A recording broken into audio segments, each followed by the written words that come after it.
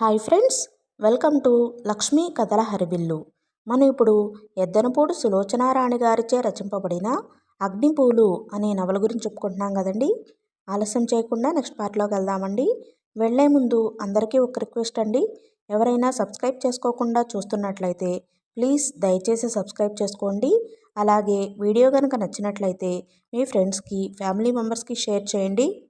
Doctor, నేను వెళ్ళిపోతాను. నా ప్రయాణానికి ఏర్పాట్లు చూడండి. ఏమైంది జేనీ? అసలేం జరిగింది? స్టవ్ మీద మరుగుతున్న నీళ్లలో నుంచి సిరింజ్ తీస్తూ అడిగాడు డాక్టర్. ఏమీ కాలేదు. మేం వచ్చి నెల రోజులు పైగా అయ్యిందిగా. ఇండియా చూడడానికి వచ్చాం. ఇక చాలు. నువ్వింత హఠాత్తుగా ఈ నిర్ణయానికి ఎందుకు వచ్చావో ముందు చెప్పు. జేనీ అక్కడున్న బెంచీ పైన కూలబడింది. డాక్టర్ గారికి ఏదో చెప్పాలని తాపత్రయపడుతున్నట్లుగా పెదవులు కదలబోయినాయి. అంతలోనే ఆ ప్రయత్నం విరమించుకుంటున్నట్లుగా అవి మౌనంగా ఉండిపోయినాయి. డాక్టర్ గారు సిరింజిని పింగాణీ ట్రేలో ఉంచి చేతులు తుడుచుకుంటూ వచ్చారు. బాబీ ఎక్కడా? లేడు. ఊరు వెళ్ళాడు. జేనీ చూపులు ఆగ్రహంగా మారినాయి. కనీసం నాకు చెప్పనైనా చెప్పలేదు. ఎప్పుడు వెళ్ళాడు? ఏ ఊరు? తెలియదు. తెల్లవారి లేచేసరికి నా పక్కన ఈ చీటీ ఉంది. చీటీ తీసి అందించింది. అందులో గబగబా వ్రాస్తున్నట్లుగా ఉన్న వ్రాతలో ఇంగ్లీషులో ఇలా ఉంది. జేనీ, నేను అర్జెంటు పని మీద ఊరు వెళ్తున్నాను. త్వరలో తిరిగి వస్తాను. బాబీ అని మాత్రమే ఉంది. ఏమిటా అర్జెంటు పని? ఏ ఊరు? డాక్టర్ గారు తలెత్తుతూ అడిగారు. జేనీకి రాత్రి నుంచి చాలా కోపంగా ఉంది. ఆ కోపానికి మొదటి కారణం కృష్ణ చైతన్యకి తన విషయం తెలిసిపోయింది. తను ఎవరిని ప్రేమించలేదని, పెళ్లి చేసుకోబోయే అతను ప్రమాదంలో మరణించలేదనే విషయం అర్థమైపోయింది. బాబీకి తను మొదట్నుంచి ఈ కట్టుకథ వద్దని చెబుతూనే ఉంది. తనసలు ఇండియా రానని తిరస్కరించింది. బాబీ తర్కించాడు. వాళ్ళకెలా తెలుస్తుంది అని రెట్టించాడు. ఈ విధంగా కాకపోతే మనం అక్కడికి వెళ్ళలేం. అమ్మా నాన్నలు తిరిగిన ప్రదేశం చూడలేం అన్నాడు. బాబీకి ఇండియా వెళ్ళాలని ఎంతగానో ఉంది. తనకి మొట్టమొదట అంతగా లేకపోయినా బాబీ తరచుగా ఇదే మాట్లాడడంతో ఇదొక అంటువ్యాధిలా తనను కూడా ఆవహించింది. బాబీ అన్నట్లే అయింది. వాళ్ళు తాము రావడానికి అంగీకరించారు. బాబీ ఎంతో సంతోషపడ్డాడు. బాబీని సంతోషపెట్టడమే ఆనందమైంది. వచ్చినప్పటినుంచి తను వాళ్ళకి దూరంగా ఉంటూనే వచ్చింది. బాబీ తాను పరాయి వాళ్ళం, ఇక్కడ నుంచి వెళ్ళిపోవలసిన వాళ్ళం అనే సంగతి మర్చిపోయి బాబీ వాళ్లతో కలిసిపోయాడు. గ్రానీ, భవానీ బాబీకి పెళ్లి సంబంధం అని మాటలు మొదలుపెట్టినప్పుడే తను బాబీతో దెబ్బలాడింది. మన అమ్మని తరిమి కొట్టిన వాళ్ళు, ఇంట్లోకి రానియకుండా వెలివేసిన అహంభావులు, వాళ్లతో ఈ పెళ్లి మాటలేమిటి? నీకిష్టం లేదని ఖచ్చితంగా చెప్పేయ్ అంది. బాబీ నవ్వాడు. జేనీ, నువ్వు ప్రతి చిన్న విషయాన్ని ఇలా సీరియస్గా తీసుకుంటావేమిటి? ఇది నీ ఆరోగ్యానికి మంచిది కాదు అన్నాడు. ఇది చిన్న విషయమా? కాక తల పగలగొట్టుకునేంత పెద్దదంటావా? ఆ ముసలావిడ మన పైన ప్రేమ కొద్దీ ఏదో అంది. భవానీకి కూడా నేనంటే ఇష్టమే. నేను పెళ్లి చేసుకుంటే ఏమిటవుతుంది? బాబీ అలా నిదానంగా నిబ్బరమైన మనసుతో అడుగుతుంటే జేనీకి ఒళ్ళు మండిపోయింది. నీకు బుద్ధి లేదు. అమ్మా నాన్న గుర్తుంటే ఇలా మాట్లాడనే మాట్లాడవు అంది ఆవేశంగా. ఓ జేనీ, గతించిపోయిన మాటలు తవ్వుకుంటే ఏం లాభం? అమ్మా నాన్న ఎప్పుడో ఏదో బాధపడ్డారని ఇప్పుడు మనకి అందుబాటులో ఉన్న సుఖం వదులుకోమంటావా? అయితే అయితే ఈ పెళ్లి నీకిష్టమా? ప్రస్తుతానికి ఇష్టమే. ప్రస్తుతానికా? అంటే ప్రస్తుతానికే. బీనా అంటే నాకేం వ్యతిరేక భావం లేదు. అప్పుడప్పుడు ఇండియా వచ్చి ఉండాలని ఉంది. నేనిక్కడ ఉండాలి అంటే నాది అనే బాట ఒకటి కావాలి. ఎప్పుడు ఇదంతా నాకు ఇష్టం ఉండదో అప్పుడే వదులుకుంటాను. నోర్ముయ్, వీళ్ళ ఆచారాలు, వ్యవహారాలు, నమ్మకాలు తెలిసే ఇలా మాట్లాడుతున్నావంటే ఆశ్చర్యంగా ఉంది. పెళ్ళి అంటే వీళ్ళకి ఎంత విలువో తెలిసి కూడా ఇందులో ఇరుక్కోకు. బాబీ హుషారుగా విజిల్ వేశాడు. జేనీ, డోంట్ వర్రీ, నాకన్నీ తెలుసు. అవసరం అయినప్పుడు అన్నీ ఎలా కలుపుకోగలనో, అనవసరం అనుకున్నప్పుడు అలాగే తెగ్గొట్టుకోగలను. నన్ను గురించి నువ్వేం కంగారు పడకు. నీ సంగతి ఆలోచించుకో. నువ్వు కూడా ఇక్కడే ఎవరినైనా చూసుకుని పెళ్లి చేసుకోకూడదు? నీ మనస్తత్వానికి కాబోయే భర్త ఇండియన్ అయితే బావుంటుంది అనిపిస్తుంది నాకు. Shut up, don't talk nonsense. Jenny కళ్ళలో ఎరుపు చూసి బాబీ తగ్గాడు. ఆల్ రైట్ అన్నాడు. బాబీతో ఈ ప్రసంగం జరిగిన తరువాత జేనీ దిగులు పడిపోయింది. బాబీ వరుస చూస్తుంటే ఆ భవానీని పెళ్లి చేసుకునేట్టే ఉన్నాడు. మొదట్నుంచి బాబీ మనస్తత్వం ఇంతే. ఏదీ సీరియస్గా తీసుకోడు. ఏ క్షణానికి ఆ క్షణం సంతోషంగా ఉంటే చాలని అనుకుంటాడు. తన మాటల చాతుర్యంతో ఎదుటివారిని ఇట్టే ఆకర్షించుకుంటాడు. తన పని తను నెరవేర్చుకుంటాడు. బాబీ మనసుకి స్థిరత్వం లేదు. అది తేలిమబ్బులా ఎప్పుడూ తేలిపోతూనే ఉంటుంది. అందుకే జేనీ డాక్టర్ గారి దగ్గరకు వచ్చి ఈ పెళ్లి జరగకుండా చూడమని అడిగింది. అటు నాని, బాబీ ఇద్దరూ ఎంత చెప్పినా వినేట్టు లేరు. ఈ పెళ్లి ఆపాలంటే డాక్టర్ గారికి ఒక్కరికే సాధ్యం. ఈ పెళ్లి విషయంలోనే చికాకు పడిపోతున్న జేనీకి రాత్రి శివాలయంలో కృష్ణ చైతన్య అన్న మాటలు పిడుగుపాటులా వినిపించాయి. అతను ఎందుకీ నాటకం ఆడారు అని నిలదీస్తుంటే జవాబు చెప్పలేకపోయిన తన స్థితికి ఏడుపు వచ్చేసింది. చిచి, ఇంతకంటే అవమానం ఇంకేముంటుంది? జేనీ అతని ముందు తలెత్తలేకపోయింది. అవమాన భారంతో కుంగిపోతూ ఇంటికి వచ్చింది. ఇంటికి వచ్చిన జేనీ చాలా ఆవేశంగా బాబీ గదిలోకి వచ్చింది. కానీ బాబీ మంచం మీద గాఢ సుషుప్తిలో ఉన్నాడు. అతను అంత నిశ్చింతగా నిద్రపోతున్న తీరు చూసేసరికి జేనీకి ఇంకా ఒళ్ళు మండిపోయింది. తను అడవిలో తప్పిపోయి ఒంటరిగా దిక్కులేని దానిలా కూర్చుని ఉంటే కనీసం చెల్లెలు ఏమైందోననే దిగులైనా లేకుండా హాయిగా నిశ్చింతగా నిద్రపోతున్నాడు. ఇతన్ని ఏమనుకోవాలి? ఈరోజు కృష్ణ చైతన్య రాకపోతే తన గతి ఏమయ్యేది? ఆ శివాలయంలో చలికి గజగజలాడుతూ తెల్లవార్లు అలాగే కూర్చోవాల్సి వచ్చేది. చిచి, ఏ మనిషి! ఈ ప్రపంచంలో తనకి ఒక్కగానొక్క అన్నగారు. జేనీకి ఏడుపు వచ్చినంత పనయింది. అతన్ని తట్టి లేపాలని చూసింది. దొర్లించింది. బాబీ, బాబీ అరిచినట్లుగా పిలిచింది. బాబీ అటూ ఇటూ పొర్లాడాడే తప్ప లేవలేదు. జేనీ గదిలోకి వచ్చి బట్టలు మార్చుకుంటుండగా అన్నపూర్ణమ్మ గారు వచ్చింది. వేడివేడి పాలు తెచ్చి తాగమని బ్రతిమలాడింది. ఆవిడ ఆత్మీయతకి జేనీ సిగ్గుపడింది. ఇంత మంచి ఆవిడని తను మోసం చేసింది అనే బాధ కలిగింది. జేనీ పడుకుంది. తను మర్నాడు వెళ్ళిపోవడానికి నిశ్చయించుకుంది. కానీ ఉదయం లేచేసరికి బాబీ లేడు. పక్కన ఈ చీటీ ఉంది. జేనీకి ఏం చెయ్యాలో తోచలేదు. కాఫీ అయినా తాగకుండా డాక్టర్ గారికి ఇంటికి వచ్చేసింది. ఉదయమే వచ్చిన జేనీని చూసి డాక్టర్ గారు ఆశ్చర్యపోయారు. రాత్రి నువ్వు అడవిలో తప్పిపోయావట నిజమేనా అని అడిగారు. జేనీ తల ఊపింది. కాంపౌండర్ గోవిందు చెప్పాడు అన్నాడు. జేనీ కాఫీ తాగడం పూర్తవగానే తను ఊరు వెళ్ళడం నిశ్చయించుకున్న సంగతి చెప్పింది. ఆయన కారణం చెప్పమంటాడు. ఏం కారణం చెబుతుంది తను? జేనీ ముఖం వైపు తదేకంగా చూసిన ఆయన జేనీ మనసుకు చాలా బాధ కలిగించిన విషయం ఏదో జరిగినట్లుగా అర్థం చేసుకున్నారు. జేనీని ఆ విషయంలో ఇక తరచి అడగలేదు. బాబీని ఊరి నుంచి రాని జేనీ, అలాగే వెళ్ళిపోదువు గాని. బాబీ లేకుండా నువ్వు వెళ్తానంటే అన్నపూర్ణమ్మ గారు గొడవ చేస్తుంది. ఏమైందా అని అందరికీ శంక కలుగుతుంది. అప్పుడు నువ్వు తప్పనిసరిగా చెప్పాల్సి వస్తుంది. నా మాట విని బాబీ వచ్చే వరకు ఓపిక పడితే బాబీ రాగానే వెళ్ళిపోవచ్చు అన్నాడు. జేనీకి ఆయన మాటలు సహజంగానే అనిపించినాయి. తనకి ఇష్టం లేకపోయినా బాబీ వచ్చే వరకు ఉండక తప్పలేదు. తనని ఇలాంటి ఇరకాటంలో పడేసిన బాబీ మీద అమితమైన ఆగ్రహం కలగసాగింది. ఇంతలో కృష్ణ చైతన్య కారు వచ్చి డాక్టర్ గారి ఇంటి ముందు ఆగింది. అందులో నుంచి దిగివచ్చిన డ్రైవర్, ఊరి నుంచి ఎవరో చుట్టాలు వచ్చారట. ఈ అమ్మాయి గారిని అన్నపూర్ణమ్మ గారు వెంటనే తీసుకురమ్మన్నారు అనే వార్త తెచ్చారు. జేనీ, డాక్టర్ గారు ముఖాలు చూసుకున్నారు. వెళ్ళు జేనీ, నువ్వు వెళ్ళటం ఆలస్యం చేస్తే వాళ్ళందరినీ వెంట పెట్టుకుని అన్నపూర్ణమ్మ గారే ఇక్కడకు వస్తుంది అన్నారు. జేనీకి ఇక తప్పలేదు.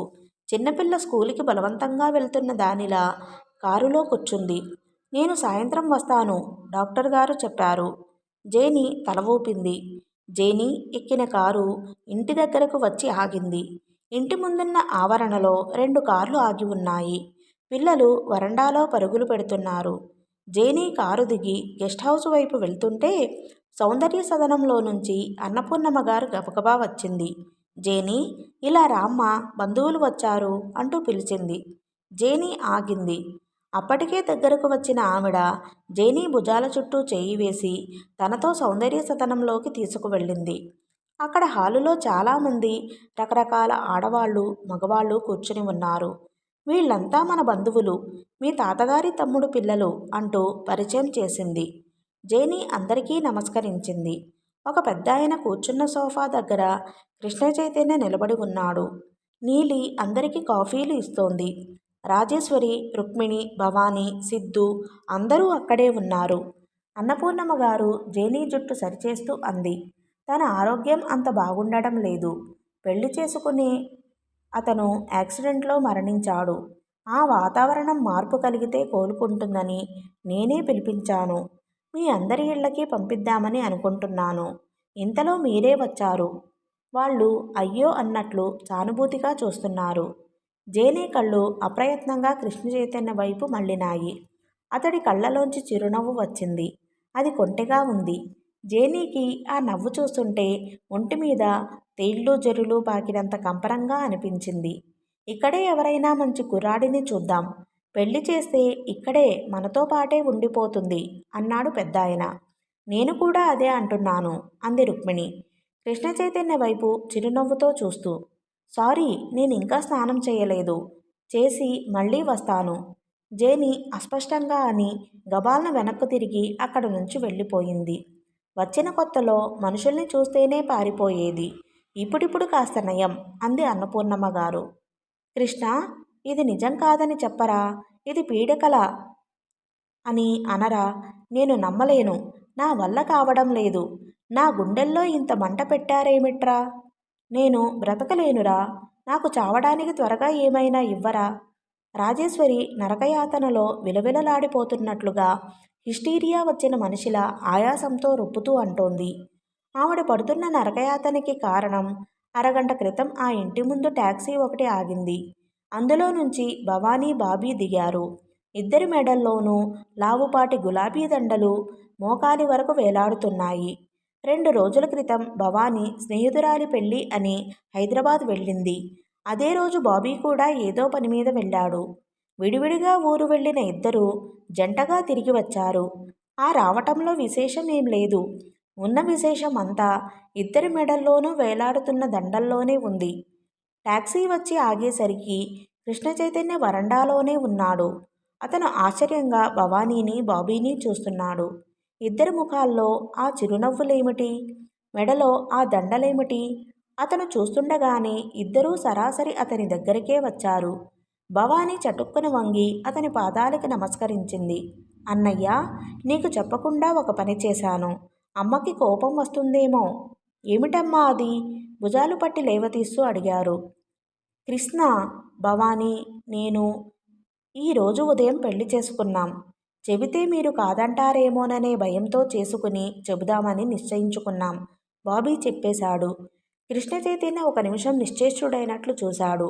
భవానీ అతన్ని చిన్నపిల్లలా కౌగిలించుకుంది. అన్నయ్య, ముందుగానే తెలిస్తే అమ్మ పెళ్లి చేసుకుంటడానికి ఇష్టపడదు. ఇలా చేశాం. అమ్మకు నచ్చచెప్పే భారం నీదే. ముందు లోపలికి పదండి అన్నాడతను. అమ్మకి చెప్పు. నేను చెబుతాను. మీరు అమ్మమ్మ గదికి వెళ్ళండి అన్నాడతను. భవానీ, బాబీ అన్నపూర్ణమ్మ గారి గదికి వెళ్ళారు. 15 రోజుల క్రితం అన్నపూర్ణమ్మ గారు జేనీని తీసుకుని మరిది పిల్లలందరి ఇళ్లకు వెళ్ళింది. మొట్టమొదట జేనీ ఆ ప్రయాణానికి ససేమిరా ఇష్టపడలేదు.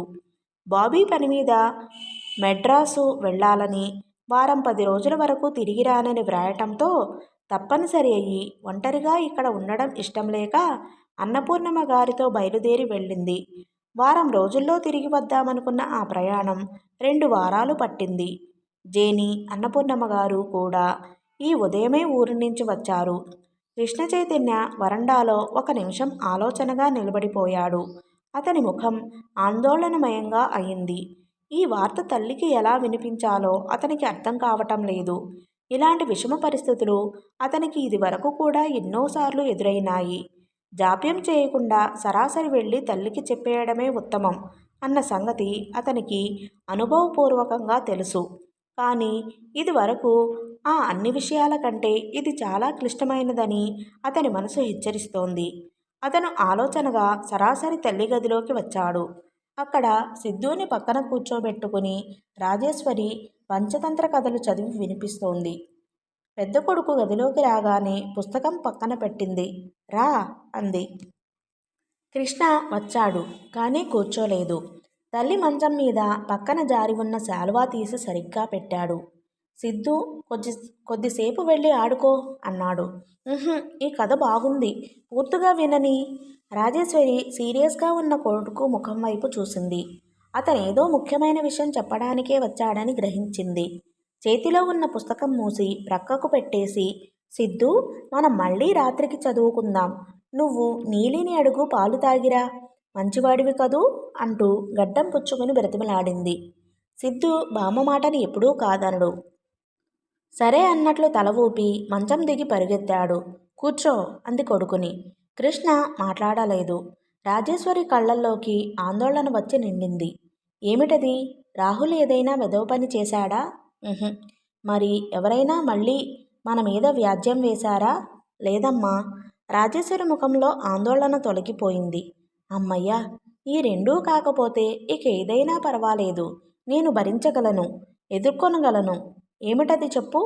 భవానీ ఊరు నుంచి వచ్చిందమ్మా. ఎప్పుడు? నాకు తెలియదే. ఆవిడ లేచి వెళ్ళబోయింది. కృష్ణ చైతన్య వారించాడు. నువ్వు వెళ్ళడం ఎందుకు? తనే ఇక్కడికి వస్తుంది. కృష్ణ చైతన్య గుమ్మంలోకి వెళ్ళాడు. పాలకప్పు పట్టుకుని మెట్లెక్కి పైకి వెళ్తున్న నీలిని చూశాడు. ఇదిగో నీలి, అమ్మమ్మ గదిలో భవానీ ఉంది, నేను రమ్మంటున్నానని పిలుచుకురా అని కేకపెట్టి చెప్పాడు. నీలి తల ఊపి అన్నపూర్ణమ్మ గారి గదిలోకి పరిగెత్తింది.